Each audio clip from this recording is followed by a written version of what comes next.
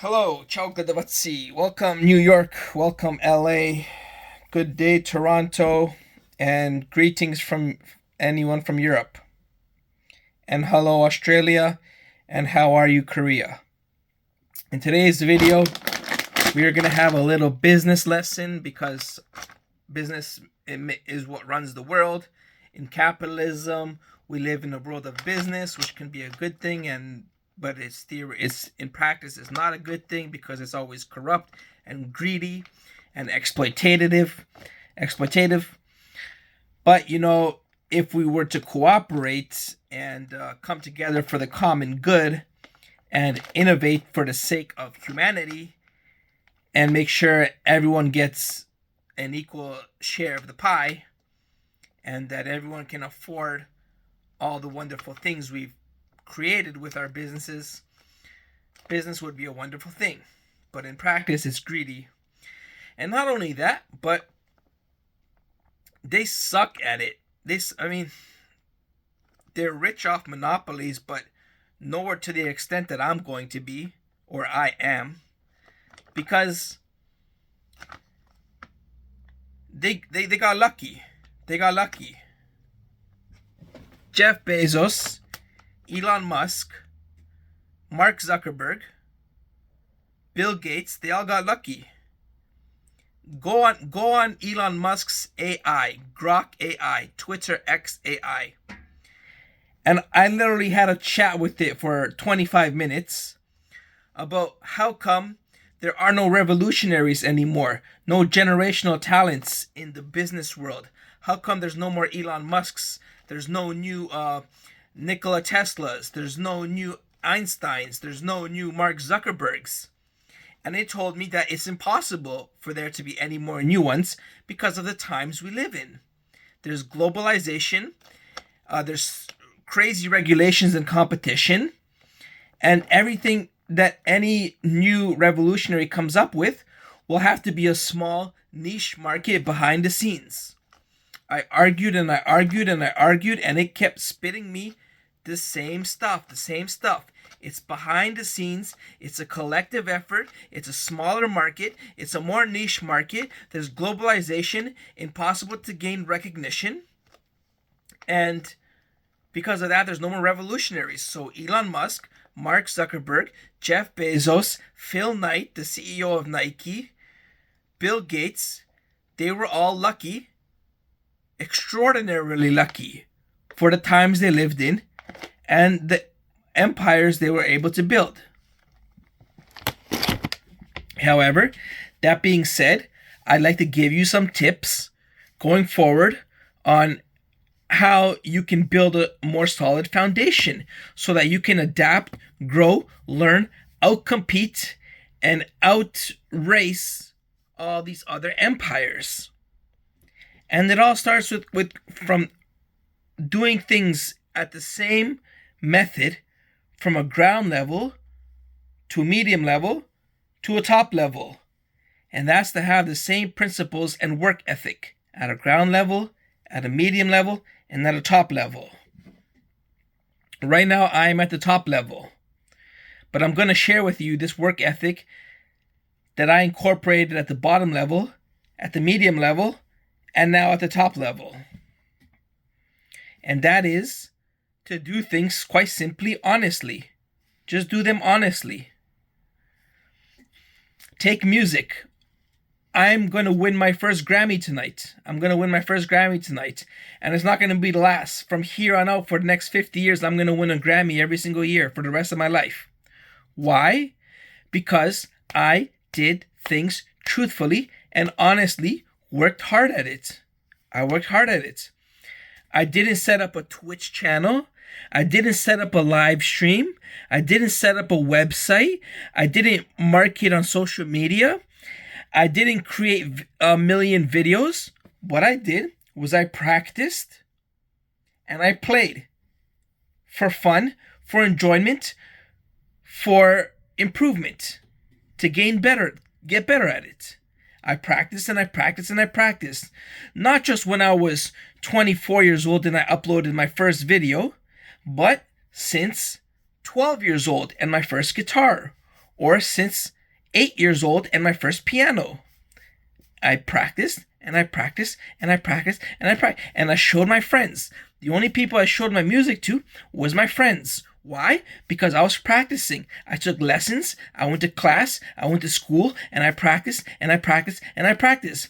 And then when I wanted to learn new things and grow more talented, I investigated these different techniques.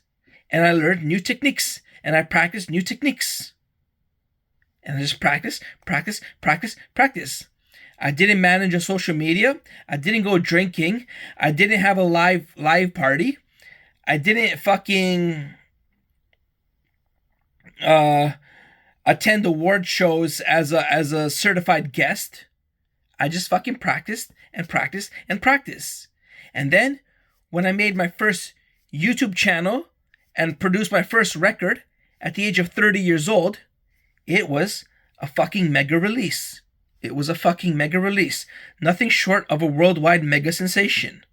My first album at 30 years old. Probably one of the greatest records in the history of all time. I released it at 30 years old, after I've been practicing since 7 years old. I didn't produce a Michael Jackson album at 12 years old, a Mozart album at 9 years old, or a Christina Aguilera or Miley Cyrus album at 15 years old. No. I released my first album at 30 years old, after I had become a global sensation. Yeah, because I built up the work honestly, and therefore I'm gonna win a Grammy tonight and every fucking day for the rest, every fucking year for the rest of my life. And I don't even have to play music anymore, because if I did, I would just wipe everybody off the map. I would wipe everybody out the ocean. I would wash them all. I'd wash them all. And the same work ethic applies to everything. Was it a little bit frustrating? Sure. I mean, when I see some random high school chick that has like 25,000 views and then like 10,000 followers and then like 1 million views, and she's making like $2,000 a month while still in high school just singing bullshit. I mean, it's a little frustrating when I can't afford one fucking hamburger or a video game, but I don't have time to play video games. Because at 30 years old, I'm like better. I'm like on the level of Michael Jackson, and she's still making $2,000 a month. Maybe she's making $3,000 a month now. I don't know, but $3,000 a month is $36,000 a year. That's minimum. That's below minimum wage. She's making below minimum wage, and I got a Grammy. I'm gonna get 50 Grammys. I had to wait until I was 30 years old, but eventually, I got my first Grammy. And it's because I did honest, hard work. I'm a guy. I don't need this insecure self-validation from social media.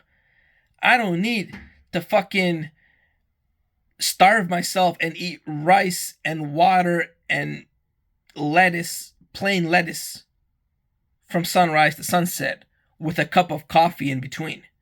I don't do that. Because I'm not an insecure little bitch.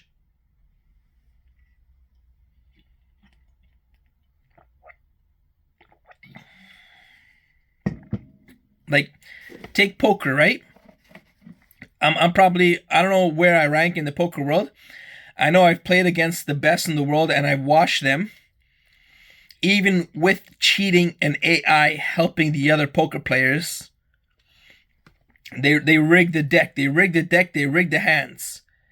And I still win hand after hand after hand after hand. I watch them. They're pussies. They're pussies to play against me. Every poker player is a pussy. They talk a lot of shit. They dress up in hoodies and sunglasses and whatever the fuck they want. But they're a bunch of pussies. Because on the felt, they may not act like pussies. First of all, I'm 230 pounds. So I don't know how they're going to fuck with me in the real world. But on the felt, they're pussies. Every single hand they play against me, it's nuts or fold. Nuts or fold. What do we call it? It's a nit. They're super nits against me. They're super nits. What happened to all these bluffers? Every showdown hand is a super nit. It's a super nit. And the only hands I'm dealt with for 100 hands in a row are 3 Jack, 2 8, 3 8, 4 Queen. Those are my hands. Those are the worst hands you can have in poker. You don't even bet 1 penny with those hands. And that's all I get. And all of a sudden, I bring $25 to the table. I bring $50 to the table. After an hour, I got $150. I got $120. Playing with the best in the world. It's symbolic because we should be playing for millions, not $50. But with my bank accounts being frozen, I only have $50 to spare. And then the deck is rigged. So why would I want to risk more? Even if I know I'll win, the deck is still rigged. But with my little 2 Jack, 3 8, 4 Queen, I am bluffing the balls off of them. I'm bluffing the balls off of them. They're not even fucking bothering to fucking play with me. They're not even fucking like I see the pussiness. All there's 6 of us at the table. I'm the one doing the betting, and 5 of them are folding. All 5 of them are folding, and it's not just for the first hand. It's for the entire session. One pussy goes broke. He leaves the table. A new one comes back. He's folding again. Super nit. There's a showdown. Okay, they bet 30% pot. Usually they'll try and bet like 150% pot when they have the absolute nuts, because that's all they'll ever have if they make it to the river. And if I'm just dicking around, I'll call. And you know why I call? It's because I'm still playing correctly. But maybe I got to the point where I just got to start exploiting people. Because, like, the math comes down to I have top pair. And he's betting 200% pot. So he's either bluffing or he's not bluffing. And the rate that I got to call. Okay, so and the value I'm getting for the money he's betting. The money he's putting into the pot. It's like I gotta win 3 out of 10 times, 30%. I gotta be right 30% of the time to break even. And I figure if I'm up against any sort of decent opponent, he's gonna be bluffing 60% of the time. Now the cards are rigged, so he's gonna have the absolute nuts here because the game is rigged. But I figure there's no way he can have the nuts here more than 40% of the time. So I figure 60% of the time, I have the better hand. And I gotta be right 30% of the time to break even. So I'm making a 30% profit if I call. Now, this is how I go. This is how I lose my biggest hands playing with these rigged decks. I always call. Even though I know they only play with the nuts because they're such pussies. They only play with the nuts. But I'm still playing correct. I'm still playing mathematically correct. That's how I grew up. You see this shelf behind me? 20 poker books. All I do is go to the bookstore, look for poker books. On my computer, another 10 PDF books. I've signed up for courses. I've discussed with professionals when I was learning. I've done everything by the book. And I can never get past $5. $5 I couldn't get past. Why? Because I was making every decision accurately, not based on just exploiting the player and winning $25. What good is $25 with me? Look at the players from my generation who were playing with me at the tables. They're still at those tables. Maybe they're winning $30 an hour now. If they're lucky, they're winning $30 an hour. I can win $1,000 an hour online if anyone's willing to play. $1,000 an hour, $2,000 an hour. It's no problem to me. I got no stress. I'll just do everything by the book. So, as I'm still doing everything by the book, maybe now it's time to just get more exploitative, because now everybody that plays against me, they fear me. Why do they fear me? Is it because I have a worldwide record Grammy? Or is it because of the way I play poker? What do you think? Why do they fear me? Do they fear me because of my hair color and my celebrity eyes and my nice tzvije? Or my perfect straightened whitened teeth with Hollywood celebrity whitening products? Is that why they fear me? Or is it because of the way I play poker? Why is everybody a pussy at the table? Is it because of the way I play poker? Or is it because I'm a celebrity? What do you think? What do you think?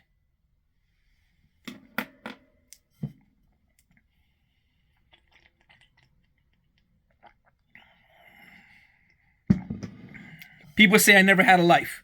I think I had the best life. I had the best life. I had like 1 or 2 friends. Meanwhile, everybody else every fucking weekend, 3 times a week, they're going to a coworkers party, then they're going to an old friends party, then they're going to a new colleagues party, then they're going to a coworkers party, then they're going to a school party, then they're going to an old neighborhood party, then they're going to a new friend party, and they're just partying, and they got 1,000 friends on their Facebook. I had Facebook since it was invented. Not the first year. The second year Facebook was invented, I signed up. It was invented when I was in high school. That's when and all you wanted was friends and a wall and a feed. Friends and a feed. That's all you had. In that time, since Facebook was invented, I've amassed 200 friends. 200. The first year Facebook was invented, all people were doing was comparing friend counts. And the first year it was invented, people had 400 friends, and then 600 friends, and then 800 friends. And then once we left high school, people were having over 1,000 friends. 1,500 friends. How many friends do I have now? How many friends do I have now? How many people want to be my friend? How many social media followers do I have? How many subscribers do I have? How many viewers do I have? Did I beat the person that had 1,500 friends? Because I was going to the hockey rink in blizzards 7 days a week, playing hockey, exercising, gaining skill, gaining health, building muscles, and then I was playing music, then I was studying, then I was playing soccer, then I was trying to talk to girls, then I was spending time with family and going on family vacations.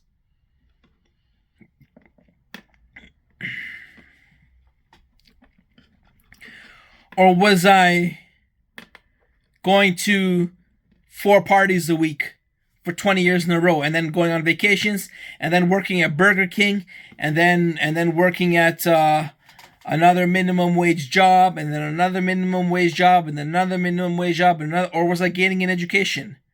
I got kicked out of university. I got arrested and kicked out of university.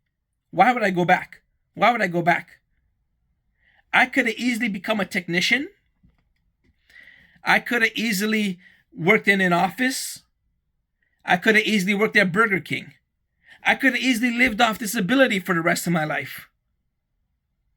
But I kept working.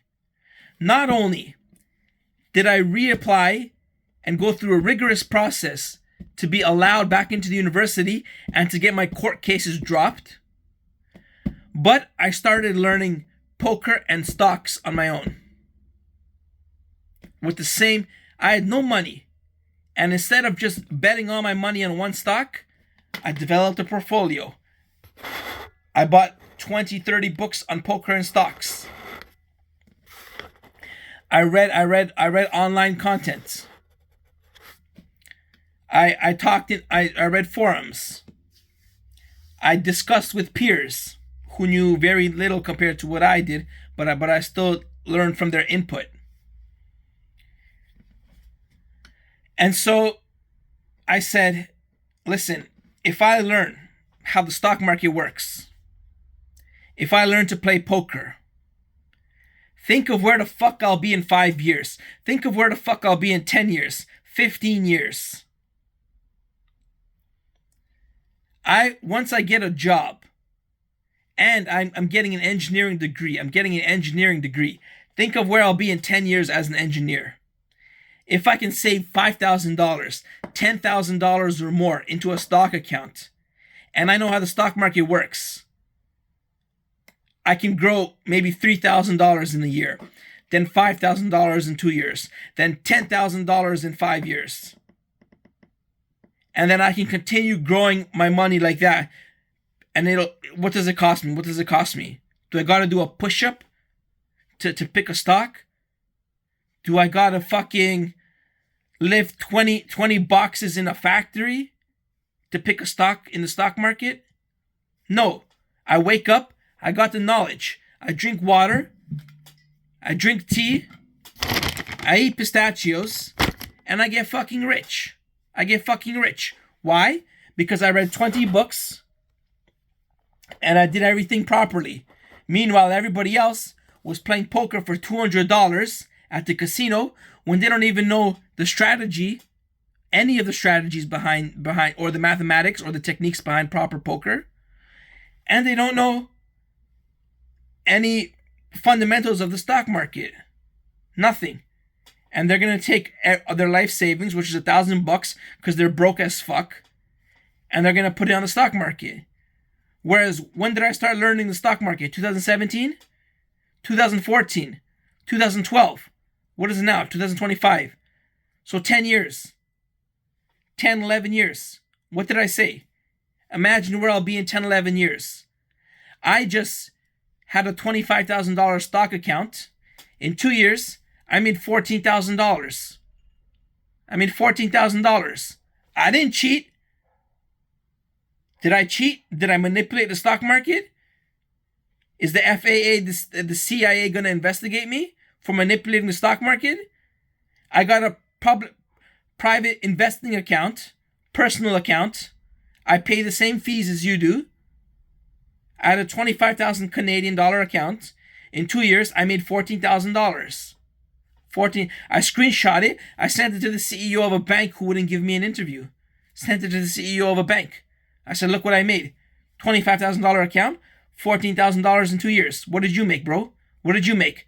Now, he probably made 24 million. But what about the percentage? 14,000 on 25,000. That's like 60-70%. I made 65% in 2 years. If I had $1 million, I would have made $700,000 in 2 years. Whereas if you're betting your life savings on one stock and you had $1 million, guess how much you would make? You'd probably make $1,000 still if you had $1 million. Whereas if I had $1 million, I'd make $700,000 because I'm making 70% and you're making $1,000 flat. $1,000 flat. So you be happy with your $1,000 in 10 years. I'm gonna make 70%. Just like my music, just like my poker. There's my music, there's my poker.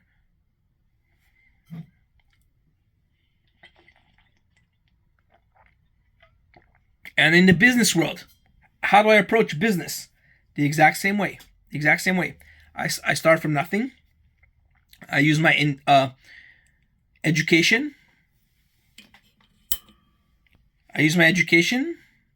And I do everything by the book, by foundation, step by step.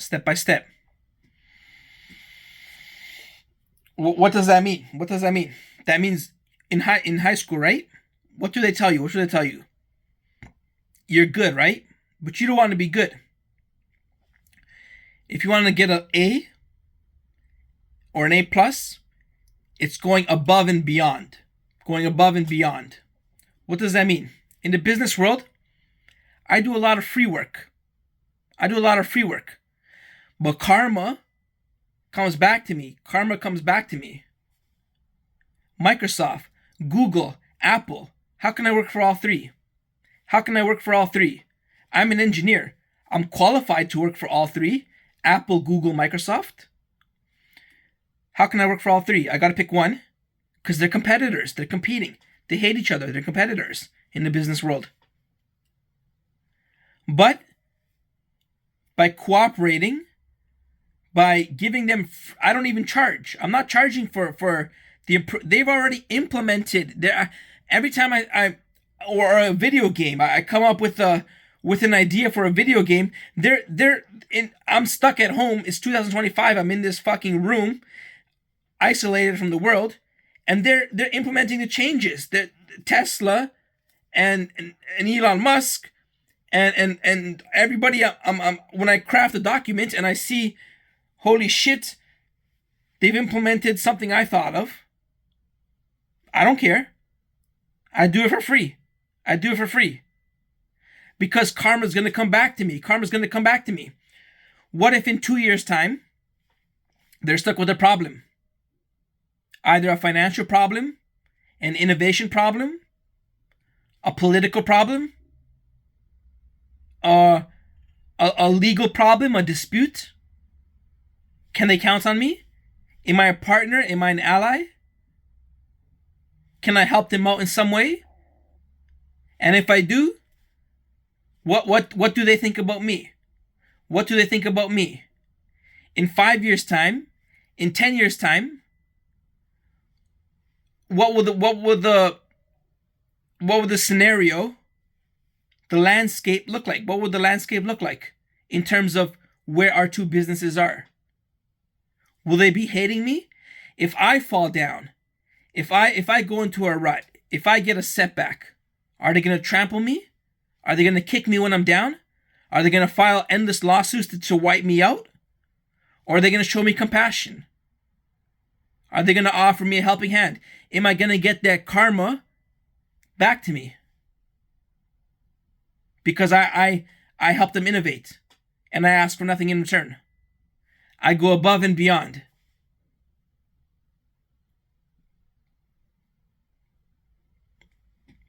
It's all foundations. Honest, hard work. Honest, hard work. And if you're talented, your products speak for themselves. Your products speak for themselves. Why do they want to do business with me?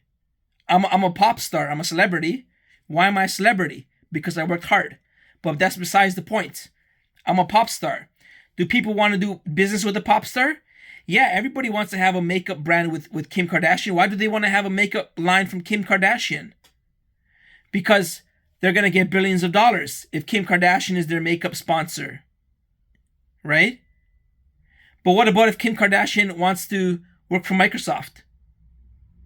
What if she wants to start coding the back end behind Microsoft? Is Microsoft going to want to endorse Kim Kardashian in its engineering departments? So why do people want to do business with me? Why do people want to do business with me?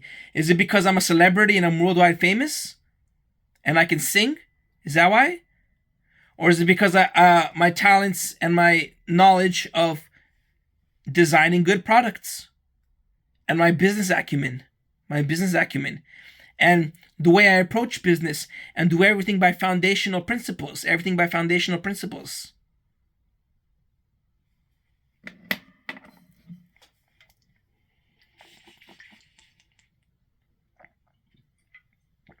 I get good karma.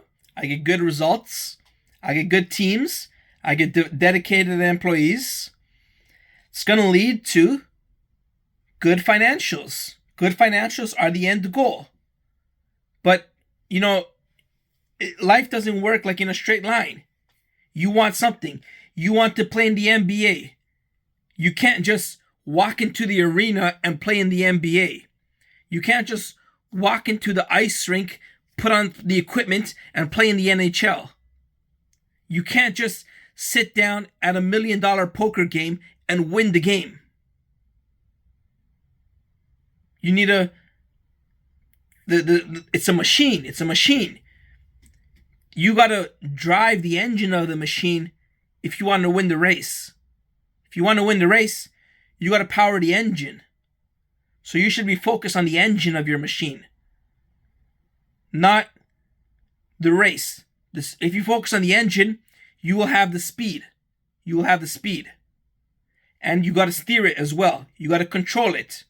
So you focus on the engine and the control. You will get the speed, and then you will get the lap times and the lap victories. And then you'll win the race. The financial results will come.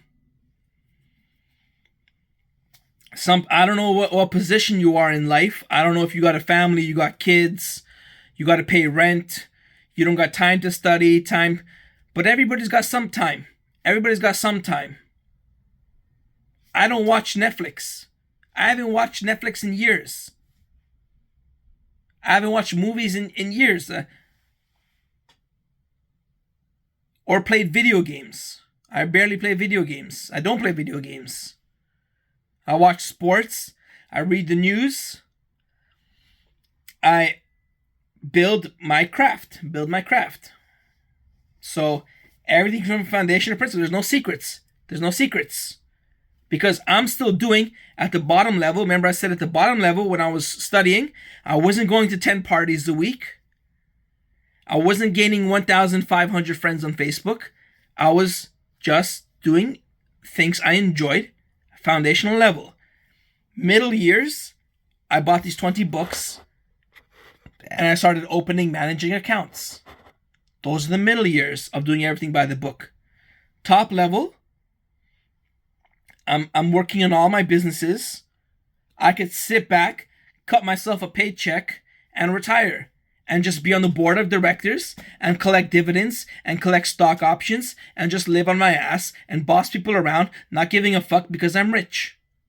But I still do everything on a foundational level, even when I'm at the top. I still do everything at a foundational level. I'm still designing. When I run out of things to design for myself, I design for others. I talk about politics. I talk about culture and media and Hollywood and sports. Whatever I can think about and analytically analyze in my brain, in my thoughts, I talk about it. I write it down. I notebook it. I journal it. I share it on social media. Because I'm still doing everything at a foundational level.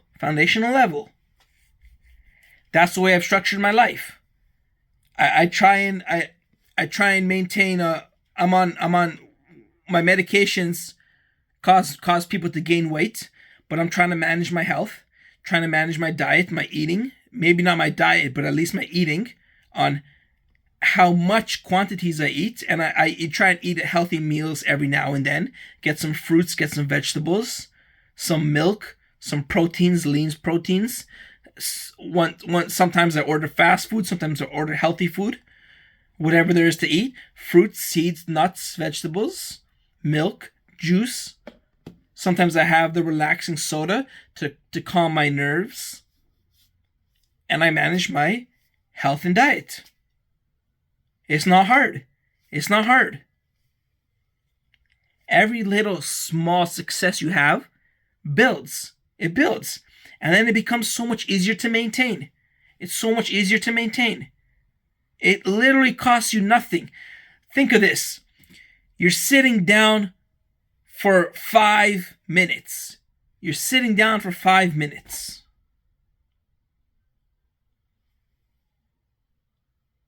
I don't know, to check the stocks or to check your email or to check your messages takes 10 to 15 seconds.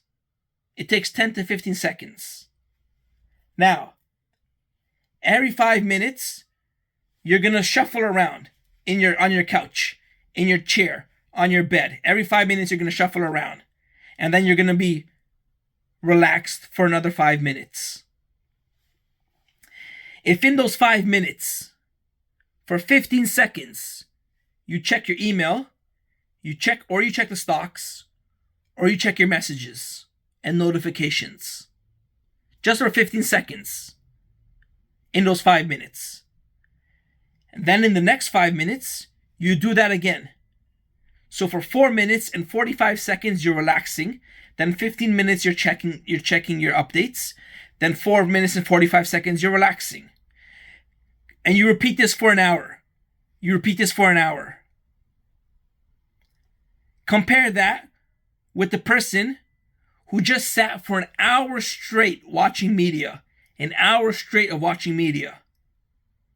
They went 5 minutes, then they shuffled around, then they went another 5 minutes, then they drank a drink, then they went another 5 minutes, then they went another 5 minutes, then they took a piss, then they went another 5 minutes, and then for an hour. And then for 2 hours, 3 hours, 4 hours. And in 4 hours, this person just sat and consumed content for 4 hours straight. You, 15 seconds every 5 minutes, you did something productive. With your phone, you did something productive. You can apply it to cleaning your room. I have a mini vacuum, I vacuum my room. Every time I see dirt, I just spot vacuum where the dirt is. I brush my teeth. Once a day I brush my teeth, floss, and mouthwash. Compared to the person that's too lazy and they go 3 days in a row without brushing their teeth. Now repeat this over a year. A person who goes 3 days without brushing their teeth for over a year. They go 3 days without brushing their teeth, then they brush their teeth 1 day. Compared to someone who at least tries to brush their teeth once a day.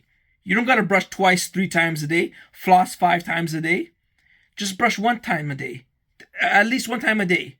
Think of how much ahead you'll be than the other people who take care of their health and hygiene only once every 3 days. Every little small victory. That's what I'm saying. It literally costs you nothing. Those 15 seconds are actually like a breath of fresh air. I was watching content and then I checked my phone for 15 seconds and I got a little being some productive. And then I ignored it and went back to my content. It's a change of scenery. It cost me nothing. I literally can't sit on my ass and do nothing for 2 hours. 2 hours. I cannot sit on my ass and not do something productive for 2 hours. I can't. If I'm sitting down for 2 hours, at least 10 minutes, 15 minutes. If I'm sitting down for 2 hours, in those 2 hours, for 15 minutes, I got to do something productive. If I'm watching a movie, I'm not just watching the movie. I have my water. I go to the theater. I'm dressed nice. I look nice. I know I'm relaxing. It's my time out. I'm not just in a theater. I'm out. I don't watch 2-hour movies at home. But if I go to a theater, I'm watching a new movie. I'm dressed nice. I have my popcorn. I have my water or my drink. If I go to the VIP, I have chicken tenders and carrots and dip. And I'm enjoying a dinner. I'm watching something new. I got the surround sound speakers. Dark room. I'm out. I look good. I'm getting dinner. And for those 2 hours, I don't do it all the time. I am in like a concert. It's like a mini concert. The room is dark. The sound is loud. The chairs are comfortable. The screen is huge. Everyone's eating, laughing, and enjoying something new. Brand new. Just came out. But if I'm at home watching a movie by myself for 2 hours, in those 2 hours, for 15 minutes, I got to do something productive. Even if I used to, when I was a teenager, in my early 20s, I was watching like Batman, and Batman does push-ups in the movie. I got to stop and start doing push-ups. Batman's fighting people, I got to do some push-ups. Right? Now, when I was younger, it was to the extreme. I would go to the rink, play hockey 10 hours a day. I would go take the subway buy sandwiches and Gatorades, like literally 5 Gatorades and 5 sandwiches, to play soccer from noon to 8 p.m. 8 hours of straight soccer. You're dying after that. But there's no better feeling. There's no better feeling. You're playing soccer for 8 hours. You're buying 5 sandwiches, drinking 5 Gatorades, and you're playing soccer for 8 hours. Rather than someone sitting at home playing video games.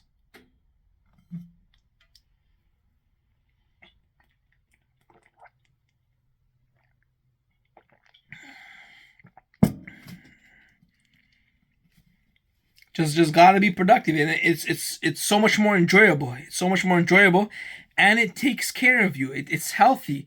It's good for your brain, your mental well-being, and your physical well-being. Your mental well-being and your physical well-being.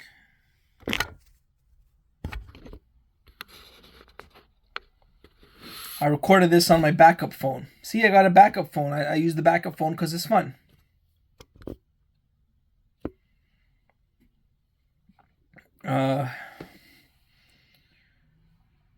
So yeah.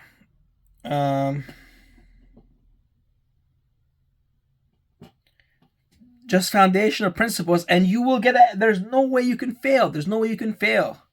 You can't fail.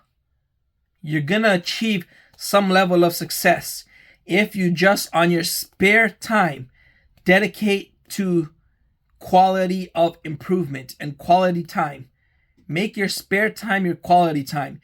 What the fuck are you gaining from going to drinks with your coworker every fucking Friday? What the fuck do you learn? That literally costs you 5 hours of your night. You go out at 8 p.m., 9 p.m., 10 p.m., come back at 2 a.m. That's 6 hours. You fuck up your sleep. Maybe not. Maybe you're going to go to sleep at 2 a.m. anyways. But think of everything you could have structured your life. You could have organized your home. You could have cleaned. You could have... And then you text your friend. That's it. Just have a conversation on the phone. Why do you got to go... Unless you're trying to date someone or meet new strangers and get fucked. I don't know. But what's the point? Or you go out once a month. Once a month you go out. Why do you got to go out every fucking Friday, Saturday for drinks to a club? And this is not just people in their 20s. People in their fucking 30s and 40s going out to strip clubs, going out to clubs. They don't even got money to afford that lifestyle.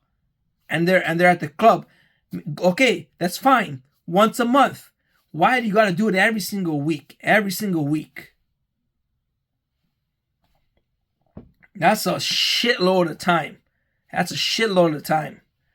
And that's the only time you have. Other than that, you're at work. Now you're hungover and at work, but you're still at work. Your crappy ass job that you don't like. Because you're not doing anything about it. And you're looking for a get-rich-quick scheme. So you might end up in crime. You might end up in just robbing something or in a bad situation or a bad investment or get scammed.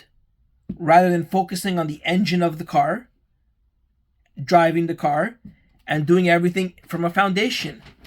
And then that's how life works. In 3 years, 5 years, 10 years, 15 years, you'll be on a whole nother level. And maintaining that level will be so easy because of your habits.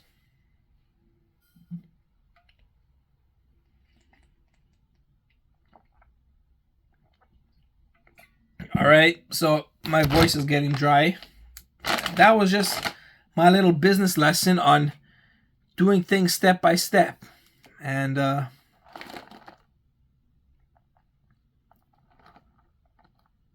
karma comes around and success comes around. And there's no secrets. You can do it at any age. Just little small victories. Compared to what everybody fucking else is doing. So, until next time, New York, Europe, Korea, Japan, Australia, Germany, Canada, and of course, California. Stay classy.